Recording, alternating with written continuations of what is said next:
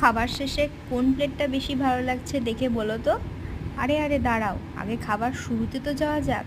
মেনুতে প্রথমেই পড়ে গেছে প্লেটে স্যালাড, আর তার সাথে দিয়ে দিয়েছিল ফিশ ফ্রাই, আর যেটা আমার ভীষণ পছন্দ। আর কাসুন্দি আর স্যালাড দিয়ে খেতে তো দারুণ লাগছিল।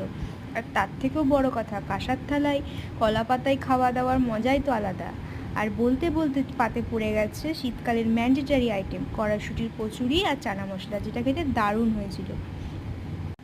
কচুরি আর চানা মশলা শেষ না হতে হতেই পাতে পড়ে গিয়েছে এবার আমাদের গরম গরম ওঠা পোলাও, আর তার সাথে দিয়ে দিয়েছিল কি বলতো, এই যে ডাব চিংড়ি, যেটা আমি প্রথম কোনো বিয়ে বাড়িতে খেলাম। বেশ কষ্ট করেই ছাড়িয়ে খেতে হয়েছিল, কিন্তু বেশ মজা হয়েছে, প্রথমবার খেয়েছি। আর বলতে বলতে পাতে চলে এসছে সবারই প্রিয়, আমাদেরও প্রিয় মটন কষা। আর সব খাবারই বেশ দারুণ হয়েছিল।